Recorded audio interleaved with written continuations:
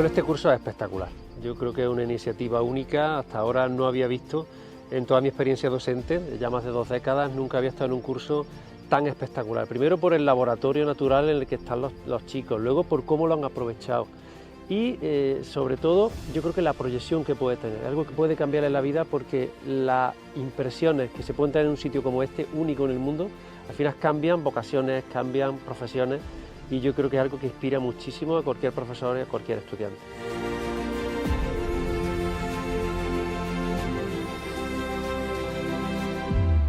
La verdad es que va a ser una experiencia inolvidable. Yo creo que va a suponer quizá un clic en mi vida y comience a moverme y a investigar más a lo mejor sobre este mundillo o incluso a lo mejor hacer turismo relacionado con estos ecosistemas o especies que subsisten en ecosistemas que no son que ofrecen tantos recursos.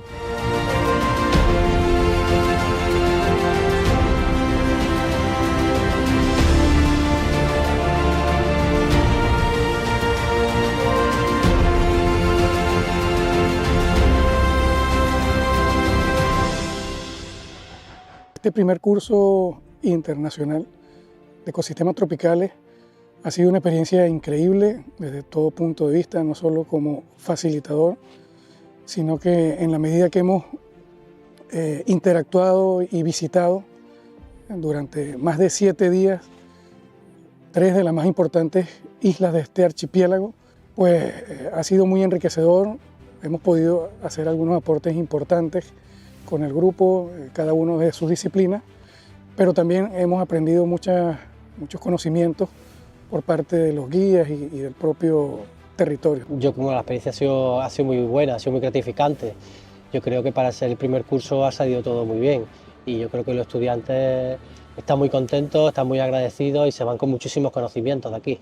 Yo creo que un curso de este tipo a cualquier estudiante de una carrera, de un grado como ciencias ambientales o como biología le encantaría hacerlo. Entonces, Culture and Identity, organizado por la Universidad Técnica de Manabí y el Instituto de Lenguas. Es un honor darle la bienvenida a este espacio donde desarrollaremos una serie de ponencias y conferencias que reflejan el compromiso institucional con la innovación, la internacionalización y la mejora continua en la enseñanza de lenguas extranjeras.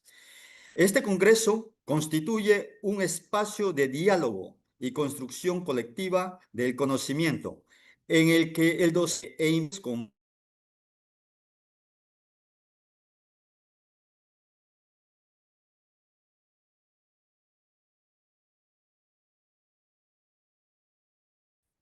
a proposal to participate in the TESOL International Convention. Conferencista María Rossana Ramírez Ávila. It's a true pleasure to introduce you keynote speaker, Doctora María Rossana Ramírez Ávila, a distinguished Ecuadorian educator and researcher with than 25 years of experience in the field of English as a foreign language EFL. Doctora Ramírez holds a PhD in Equity and Innovation in Education from the University of Vigo, Spain, where she graduated sobresaliente cum laude. She also holds multiple master's degrees, including higher education with emphasis on English teacher training, education, and leadership, and MBA from University Casa Grande. Her professional career includes her current position en la Universidad Casa Grande, where she serves as a coordinator of English Teachers Master Program, TEFL Certificated Coordinator, and Director of Educational Project. Doctora Ramírez is an active member of TESOL International Associations, serving on the Research Council 2024 to 2028, 26, sorry, and the Convention Planning Council 2019 and to 2022. We had Ecuador in numerous TESOL International Conventions across the United States, Europe, and Latin America, and has been awarded for the academic excellence and professional contribution. As a prolific author, she has published extensive in international journals on action research, self-assessment, peer feedback, and the integration of artificial intelligence in EFL context. Her academic leadership and community to lifelong learning have made her a respected voice in the international ELT. Please join me welcoming Doctora Maria Rossana Ramírez Ávila with her keynote presentation entitled Writing a Proposal to Participate in the TESOL International Convention. Thank you for that warm introduction. And yeah, welcome and congratulations for the organization of this event. And I see familiar faces. Welcome to everyone and greetings to everyone. Okay, yes. And as you mentioned before, I am an active TESOLer. So that's what I'm going to share today, my experience at the TESOL conference. So if during the presentation you have questions, please write them or post your questions in the chat. So at the end, we can have a discussion or a conversation about any detail that you would like to, more explanation or clarification of this topic, okay? So this is the agenda for today. I will introduce a little bit the context, that is TESOL. I am going to talk about the rubric, and then I am going to share some preliminary results because I am going to write an article about this because I've been a reviewer since 2011, and then some tips for you if you want to attend the TESOL. Okay, so a little bit of context. This is taken from their webpage at the TESOL.org. This is a big, huge community. They have already more than 10,000 members, professionals, teachers from around the world. And if you attend the convention, you will see people dressing with their traditional customs. This is a platform for teachers, educators, and trainers, for not only for teachers, but also program administrators, coordinators, and supervisors, and people that also are in charge of the policies, because there is a section for that. And then a little bit of information from the TESOL 24 that I found in their webpage is that the attendees are mainly female, with that percentage. And back in 2024, there were about 3,382 attendees from around 68 countries. Now, for the TESOL, this is a typo. For the 26th, for next year, they will have their 60th anniversary. They have confirmed around 700 sessions. And as I mentioned, they have more than 10,000 members worldwide, but not all the members attend the TESOL, around or about 5,000 members. And why TESOL? This is, I am going to share a little bit my experience. So if you see here, this is my name. I've been a reviewer, as I mentioned before, since 2011. I started attending the TESOL because I earned an award. So you can also apply for an award to attend the TESOL. For first timers, like, you got a lot of chance to get the award. Since then, I became a volunteer. So I started reviewing proposals because I wanted to learn how to write the proposals. So I volunteered my time and my knowledge at that time to review proposals. And I've doing that since 2011. Later, I volunteer in different departments, as you already mentioned. I was the chair-elect of the intersection called higher education. So when you serve for any of these departments, you serve for 3 years. The first year you learn how to, or the mechanics of that section. The second year you are actually doing, you become for example, I was the president-elect of that chair, the chair-elect, like was the kind of the director, supervisor, or president of that session. And then the third year you teach. You teach the upcoming volunteers. So then I was in the convention council, that is the group of people that organize the convention. And there you get to meet several professionals from different countries, and they do a lot of activities, academic activities in their own countries. So that is the main benefit or advantage of being a volunteer at this institution, the networking.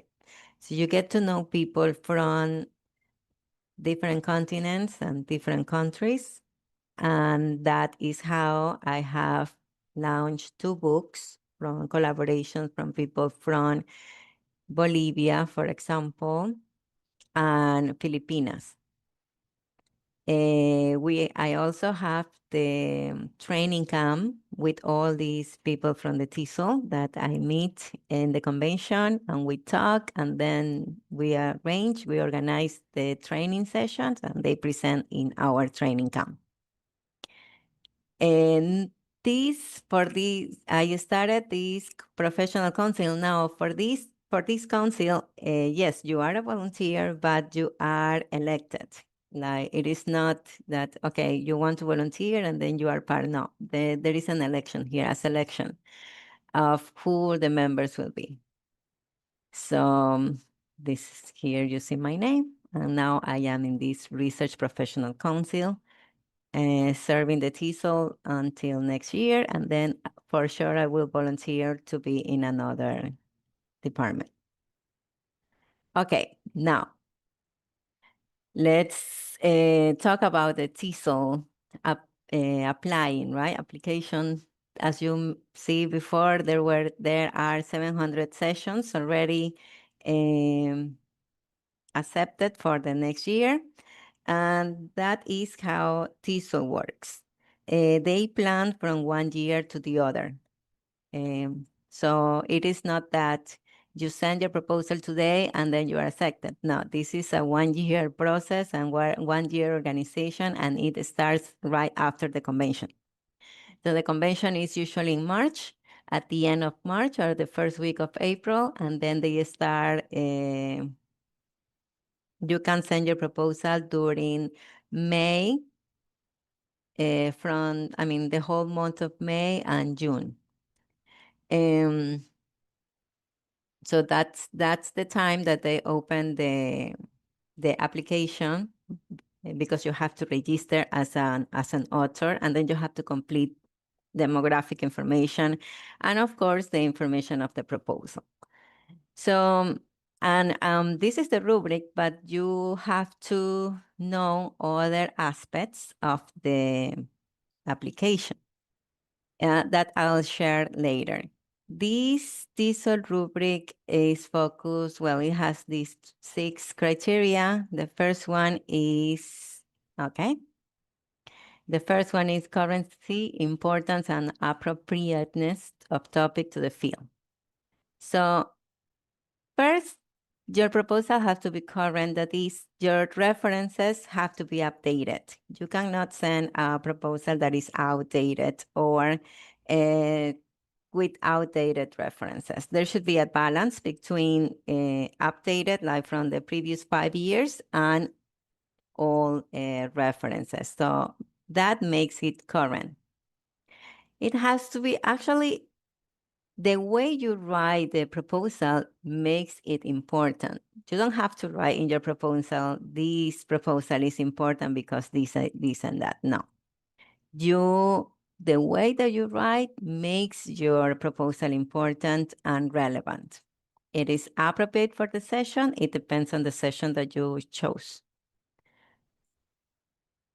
The second focus is pedagogy, research, theory, and our policy rational basis. So you need to add previous research. You need to base your proposal on theory. And if you are writing a policy proposal, then it has to include that too. So, and the main idea of this is that you cite correctly when you write your proposal. So you have to have in-text citation and end-of-text citations. It has to be correctly written. There is another criteria for that, but there is a correlation between the way that you write your proposal and the presentation. So if the proposal is not well written, then it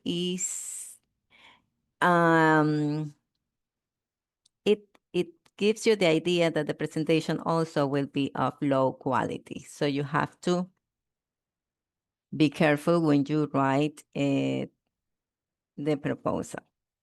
They usually follow the APA style.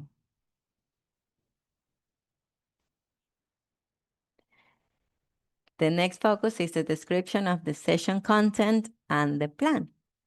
So if you are writing a practice or pedagogy-oriented session, focus on a clear description of the teaching tasks, strategies, and techniques to be introduced in the session. Show how these techniques address the teaching gap. So, is there a gap? Is there a need? Is there a goal? If you are focusing on research, then you have to write a clear description of the design of the research. There is a link between the research design and your research question. So everything has to be coherent. If you have some questions that are different from the research design, then no, they won't accept your proposal. And you have to indicate the findings of your research. And actually what I have found, after all these years of experience at being an active TESOL member, is that all of these proposals are based on research. So you have to conduct a type of research in order to apply. For conceptually oriented session, they ask for an argument that synthesizes existing practice, theory, or research. So you see, there is always research. You present a novel interpretation of a theoretical perspective, claim, or idea. When they ask for a novel means something new or something original that you find. Probably you may be thinking, okay, I am not going to create something new. No, that is not their point. Their point is, like in your context, you found something new, or you are replicating this research that only is in your context, and that is something new. Or you are changing something in your lesson plan, in a strategy that you're using, that is something new. And that is something original. So in other words, it's something that you do in your context based on informed practices, that is by reading other research. Okay, and for policy-oriented sessions, do you have a clear description and assessment of the policy that is under scrutiny? A description of the methods, evidence, or justification of the action, and discussion with suggestions for a call to action or reform the results. So you see, all of these are informed practices. You need to read in order to write the proposal. It's like the literature review. And then outcomes and implications for educational settings. You need to include the outcomes, the people that are coming to your session. What are they getting from attending your session? So they ask, discuss your future plan of action, propose solution and procedures for the next steps. Are these relevant, appropriate, and achievable? Well, from this, again, relevant, you'd never mention your proposal is relevant, your proposal is appropriate, or your proposal is important. It's the way that you write your proposal that makes it relevant, important, and the best of the best. So what practical applications or implications does it provide to your potential audience? The people that come to your presentation, what are they taking away? What is their luggage? Did you specify what you hope the audience will take away from this session? Okay, so you have to state at the end, the attendees will take the worksheets, they will experience the technique, they will have a plan to implement the session or to replicate the session in their institutions. You have to indicate that. The next focus is appropriateness of length, content, and delivery methods. So again, as I mentioned before, there are other aspects that you need to know in order to write your proposal, and this is the right context. In the next slide, we talk about the context, the setting, the focus, the type, and the strand. You need to have a logical connection between the delivery methods. The delivery methods is how you are going to present the session to the attendees. And because there are different session types, for example, there are teaching tips and they last 25 minutes. So in 25 minutes, what are you going to do? But there are other sessions like panels that they last 1 hour and 45 minutes. Okay, in 1 hour and 45 minutes, what are you going to do? So that's the connection between the context, the setting, the focus, the type, and the strand. So you don't have to mention, but you should consider the time limitations of your session and adjust your session objectives and participant outcomes accordingly. So sometimes the authors write too many activities, and then when you see, okay, this is a session of 25 minutes, how you are going to do all these activities in 25 minutes. So that's why you have to be, there should be a connection between those. And then the last one is the clarity of the proposal as an indicator of presentation quality. Again, the way you write is the way that correlates with the way that you will present your session. So take your time to write a well-written proposal in terms of style, content, and scope. So is it well-written? Do you provide clear connections? Did you revise your proposal? Does the final version reflect the quality of your session? Did you double check the word count? Actually, the application does not let you add more words than the permitted. So if it says 50 words, it's 50 words. If it says 600 words, it's 600 words. So, and when you have 600 words, make your best to use them all and not write like 2 or 3 lines, because then they will reject your proposal. So Another way is having an outside reader to see if it is easy to find all the elements of your proposal or use the rubric to assess your proposal. And then remember that because this institution is worldwide and you have there are attendees from around the world, it has to be acknowledge a range of Englishes and consider that all these people will come to your presentation, especially the ones that are interested in the topic that you are sharing. Okay, so remember the TESOL strands. So when they say strands, they ask for topic or content area. So these are the topics and content area, and you have to choose the one that fits your proposal. Sometimes we have, for example, a mix between reading and listening, or probably you are using technology to improve reading. So what is the main focus? And then you have to choose what is in your presentation. If your main focus is to improve reading using an application, then you should choose the strand of reading, because you are not focusing on the application or the digital tool. You are focusing on improving reading.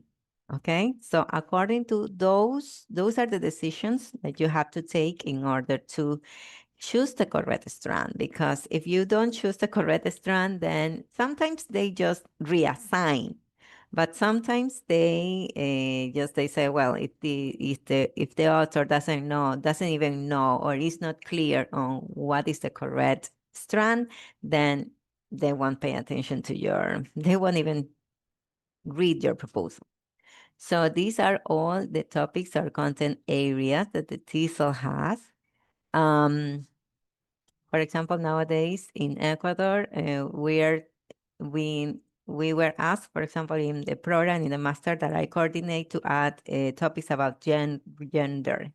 So that would be culture and intercultural communication if I want to present a proposal about gender. Okay, so choose or read them all, and then, okay, which proposal I am aiming at, or what is the main.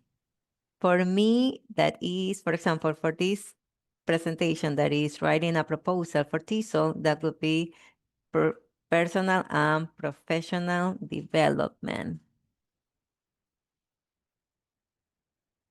Because it is an academic, it's academic writing. Okay, then these are the different contexts, and remember that the TESOL is a huge institution. So they have all these people attending the session. So it's your proposal addressed to early childhood, primary school, secondary school, academic English, adult education, graduate or postgraduate academic and professional programs, international teaching assistantships or intensive English programs or private language teaching programs or tutoring. Okay, so they have all these different contexts. They have attendees and audience, people, professionals from all these different types of settings. Okay, and in an in-person convention, these are the session types. So you have a dialogue. A dialogue is probably from 15 to 25 minutes. So you have to complete all the 6 criteria, yes, to apply for a dialogue slot. And that's why they ask, okay, you have to pay attention to the time, you have to pay attention to the delivery methods, like what are you going to do in 25 minutes, but also the content.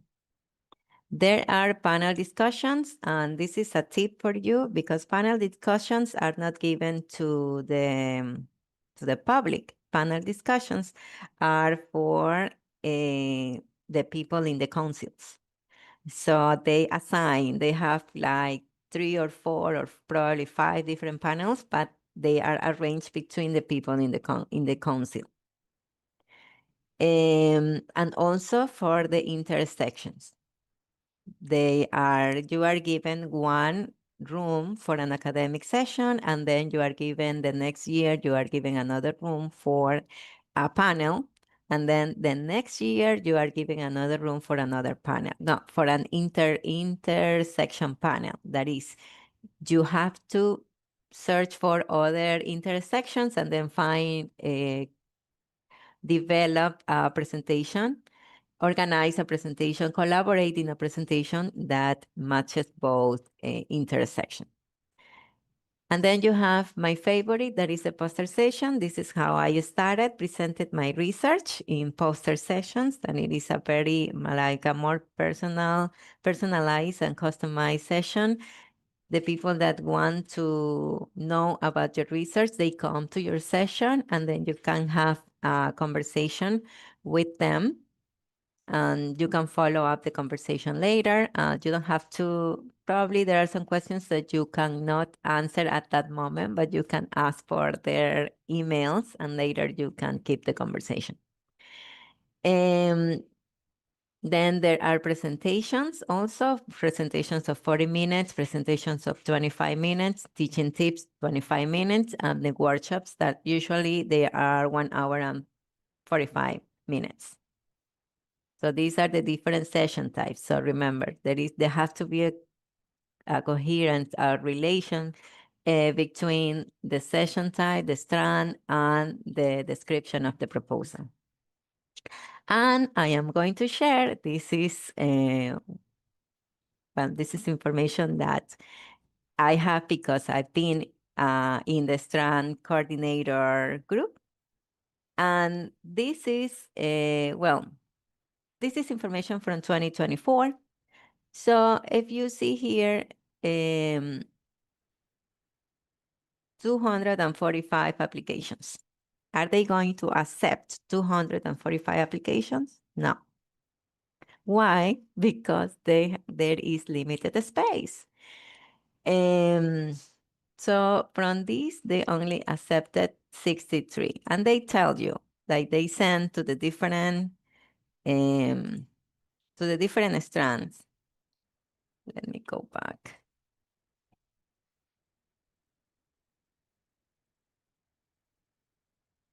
Different strands. So these are the strands, and each of these strands have number of accepted proposals. So I am just talking about the reading and writing strand because that's the one that I am always been. So for that strand, we had this number of proposals that we could accept and 10 alternate. So alternate means that if for any reason one of the accepted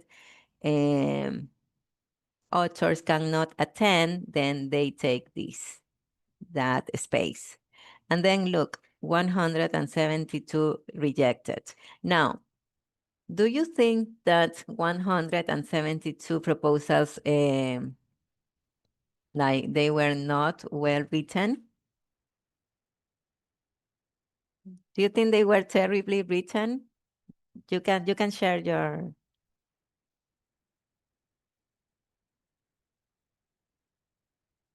You can share in the chat. Do you think they were all terribly written?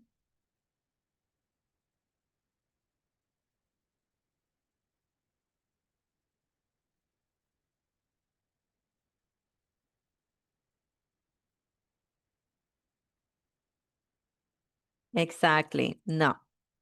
No. And it is not because they were not well written, but the problem is space. So this is probably one reason why it is difficult. It is difficult to get your proposal accepted in the TESOL. It's because of space. Okay. Then here I am sharing okay, you have the context. So it is for children, elementary school, primary, university. Okay, what's the context? According to this, for all the contexts. Session type, 30 minutes presentation. Primary setting audience, academic English programs. Okay, so not all settings then. Graduate, postgraduate, practice, pedagogy-oriented session, and then you have a little abstract of 50 words, and then you have the main abstract. Now, you are not required the references, okay? But anyways, if I have to grade the references, what is the problem that you see in these references?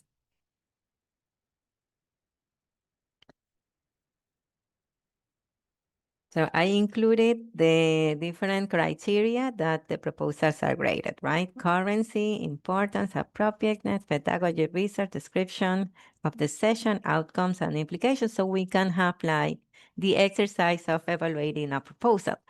So let me see. They are all exactly. So you are not first, it is not current because there should be updated references, okay? And this for 2024, because this is from 2024, this is not updated. So first, you have an outdated proposal, so you didn't pay attention to the first focus. Okay, let's read a little bit this description. Then it says, this project investigates the role of intertextuality in academic reading and writing pedagogy for L2 learners. Intertextuality defined as the way text influence and interact with each other in a discourse context. Sets, but this is from 1992. And it is the only citation. So for TESOL, I mean, this is not, well, this is not well written, right? First, it is not current. Second, it is all these sources have to be in your proposal, not here in the list. Okay, so you have to combine, you have to invite all these authors to be in your proposal. I mean, not because they are attending the session with you, but because you are, you're having a conversation and this is what you are sharing in your proposal. And then from this conversation, this is my idea, this is my solution, this is my recommendation, this is my research, this is the gap that I'm feeling. Okay, but it has to be a conversation with all and new, not only all. So it says, while many scholars agree that intertextuality plays a significant role in academic literacy, there is less research on how to apply it in teaching, especially for L2 learners. Thus, this project aims to bridge theoretical perspective with practical application in educational settings through the lens of intertextuality and sociocultural theory by reviewing 40 scholarly works. The significance of this project is the identification of 3 pedagogical practices, summary writing, reading response, and discourse level teacher written feedback, which enhance L2 learners' academic literacy. Additionally, this project proposed 4 practical guidelines for educators to effectively incorporate intertextuality into pedagogy, promoting collaborative learning, enhancing genre awareness, avoiding plagiarism, and scaffolding intertextual process. The findings provide valuable resources for educators to enhance L2 academic literacy through the integration of Okay, you are not saying anything. You have a mix of different ideas, but it is not guiding, it is not coherent. I mean, there is not the method that you are, the method, how the delivery of your session is not here. So you are writing too many things and no, you have to be more specific. Okay. This is another example, and for this example, there are no citations. So you need to add citations. That is one of the components of the rubric. If there is no citations, they won't pay attention. In academic writing also, you don't use contractions. So this is not, in academic writing, you should not use contractions. Remember, there is a high correlation between the way you write and the quality of your presentation. So not well written, the quality of representation will not be good. So no citations, not correct academic writing. You should not have one paragraph sentences, no, one sentence paragraph. So here you have in this session, okay, one sentence, one paragraph, this is not good. And in academic writing, also try to avoid adverbs and adjectives. Okay, just indicate the facts.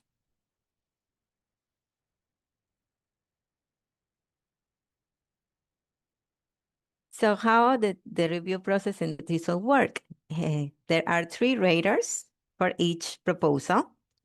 And then there is an average of these 3 raters. So you have to be excellent to get the 24 points, which is the highest. And what happens with the summary before of the 172 that are not accepted is because it happens this. Probably for one rater, you are excellent. For another rater, you are not that good.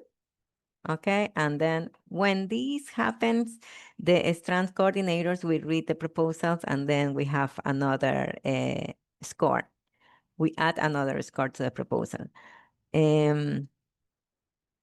But usually, like, most of the times we agree with the reviewers. And then what I found when I made this revision is that I guess beginner authors mainly choose workshops and lectures. That is a mistake. Do not choose workshops or lecture. Remember, there is no space. And they will choose the highly rated proposals. And there also should be a balance, like a geographical balance. Not all people from the United States, not all people from Europe, not from all people from Latin America. So there is a balance that they always ask, okay, check. And then from the highly rated, in this group, for example, all of them are mainly, all of them were from the United States. So I said, okay. And there were also repeated authors, like the same author. Yeah, my second point, experienced authors and more than one proposal. And they get high scores in all of the proposals. So I say, okay, this is the one we are going to choose, and then we are going to give space to other authors. And then, well, from these proposals were rejected because of the limited allocation of space and poor academic writing, okay? So it was not only because of the limited space, but also for poor academic writing. And the tip is, or one of the tips is, okay, I'm not going to be a spoiler. First, get to know the institution. Well, this is a huge institution and it's made up of volunteers. So become a volunteer. Give some time, give some of your time, and then you will gain lots. Like I also wrote a chapter for one of the books that one of the colleagues from the TESOL organized. So I have a book chapter there, and then I brought them for my training session, and they also participated with some chapters of my book. So just see the collaboration that you get just because you attend in this section, but you have to I cannot tell you that because attending the Congress, I got all of this networking. I actually got all of this networking by volunteer and participating in all different sections. Practice and get acquainted with the rubric. That was my first attempt. right? I sent a proposal with the intention of getting feedback, and then I said, okay, with that feedback, I am going to improve it and send a better proposal the following year. It happens that probably at the year, nobody from Ecuador applied, so they wanted somebody from Ecuador, and they said, we accept your proposal with this change. So I said, okay, I'll change my proposal, and then the change was poster session, like because I applied for a workshop. I wanted a room, but they said, well, we don't have a space for the workshop, but we have a space for the poster session. And I said, okay, I don't have any problem. I will share my research as a poster session. So that is the tip.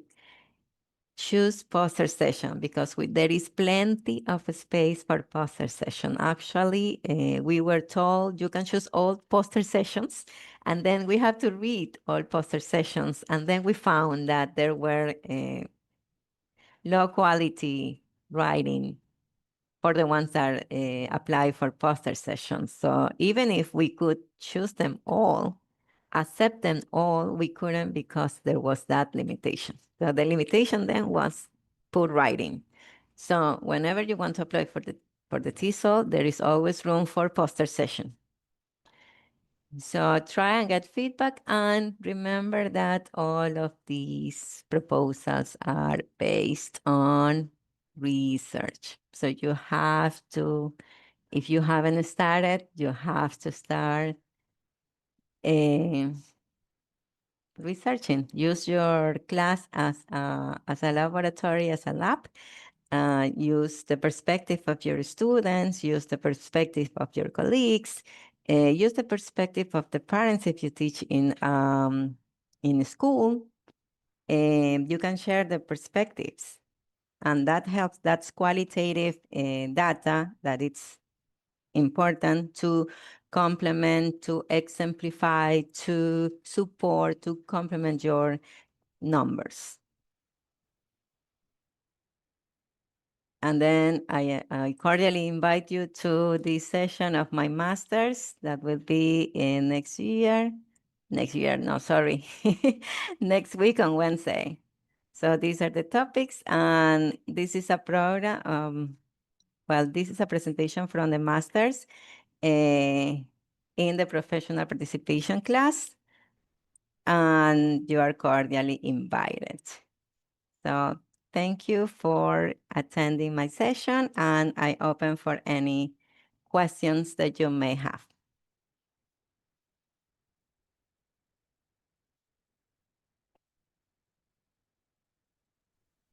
Okay.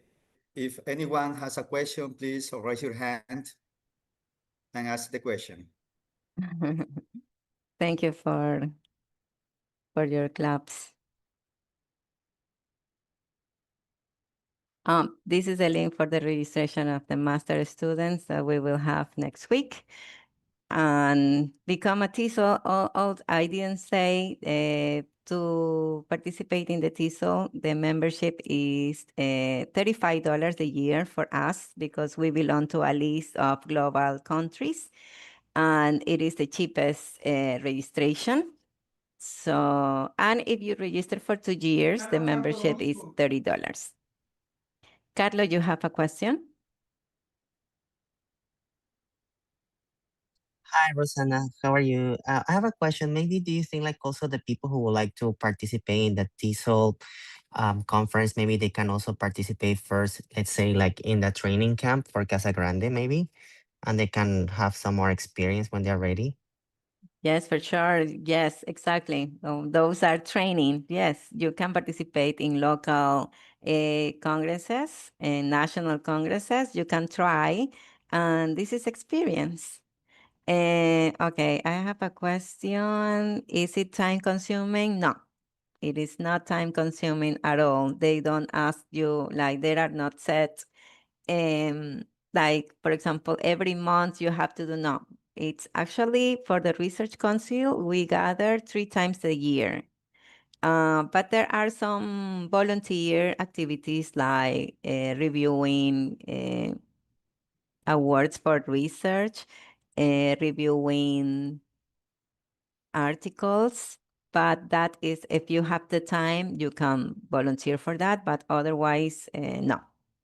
There are many people. If you remember my slide where all the people, like there are like 12, 15 people there. So we are always like, if you have time, you can do it. If not, no. But you should attend the meetings, because then you get to know more the institution. And it is a huge institution, and they follow all the steps for and ethical considerations in publishing, and also in professional development, for professional development. I remember that TESOL only had the in-person congress, but nowadays they have also a virtual congress, which also will happen in November, and this is for beginner teachers.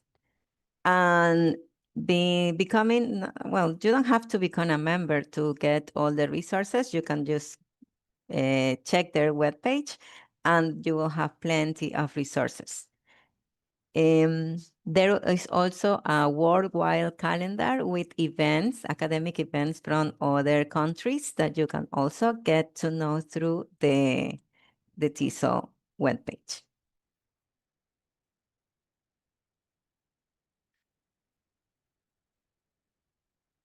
Pedro, you have another question?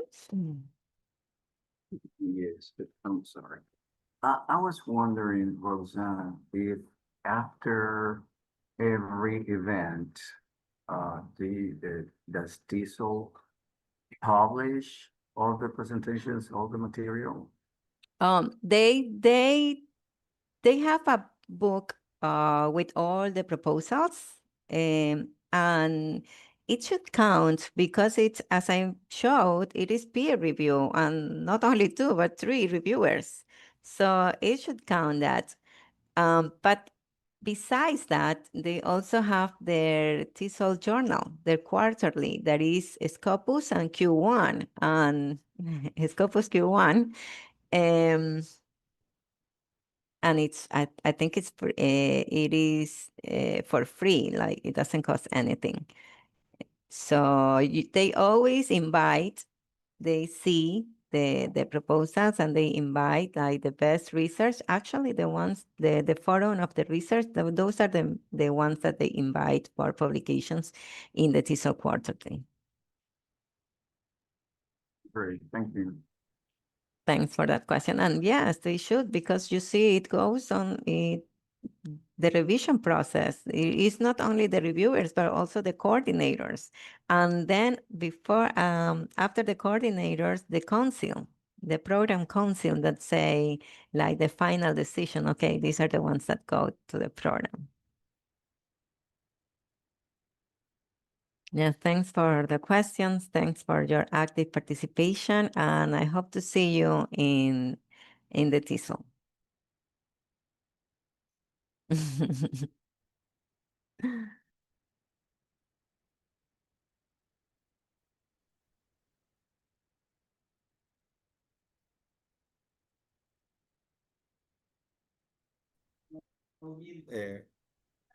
Any question more?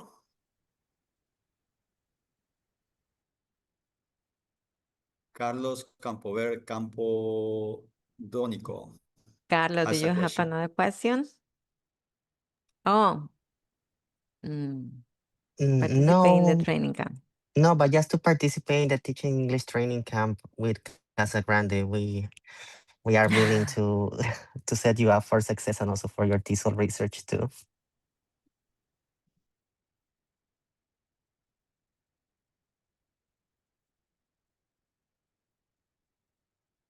Yes, and I am open for any collaboration too.